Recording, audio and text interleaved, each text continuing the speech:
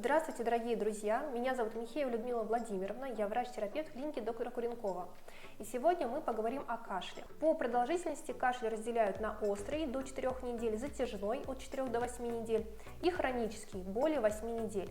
Причин для кашля много, давайте разберем самые основные. Во-первых, это заболевания дыхательной системы, как острые, так и хронические. Острые – это ОРВИ или пневмония.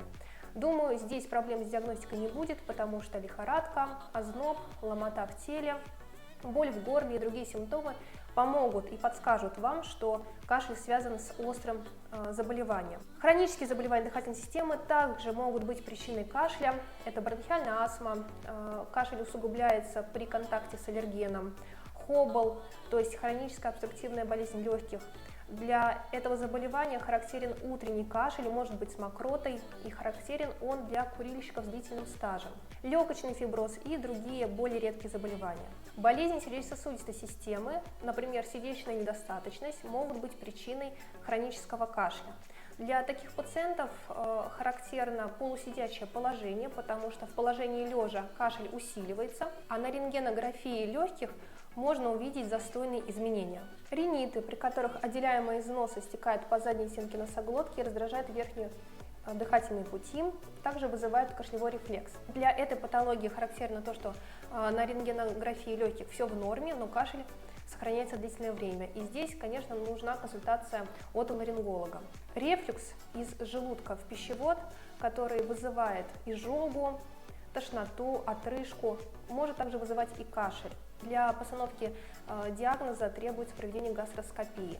Один немаловажный момент. Прием препаратов, снижающих давление, тоже может вызывать сухой кашель. Больше всего это относится к препаратам, оканчивающимся на прил.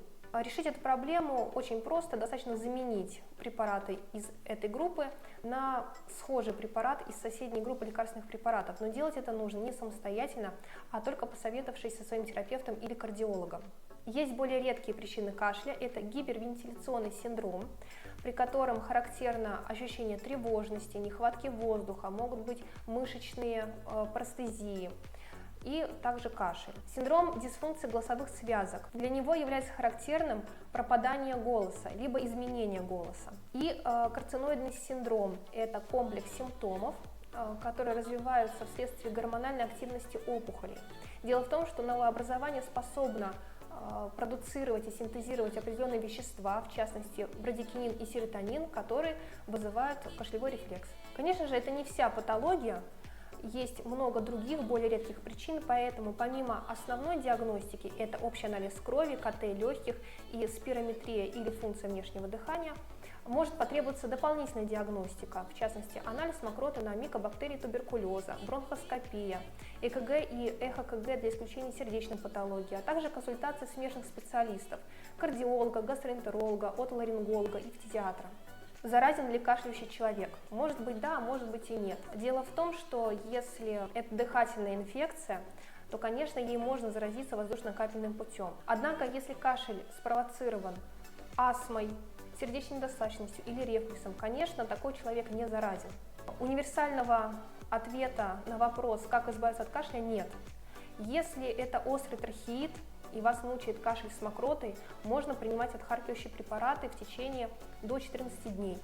Однако, если кашель хронический или лечение не помогает, нужно не самостоятельно прописывать себе лекарства, а идти в поликлинику, проходить полное обследование, чтобы выявлять причину, для того, чтобы пройти правильное и нужное вам, конкретно вам, лечение. А в нашей клинике вы можете пройти все необходимое обследование и проконсультироваться у высокопрофессиональных специалистов. Записаться на прием в клинику доктора Куренкова вы можете по телефону или по ссылке, указанной в описании. Желаю вам здоровья и успехов!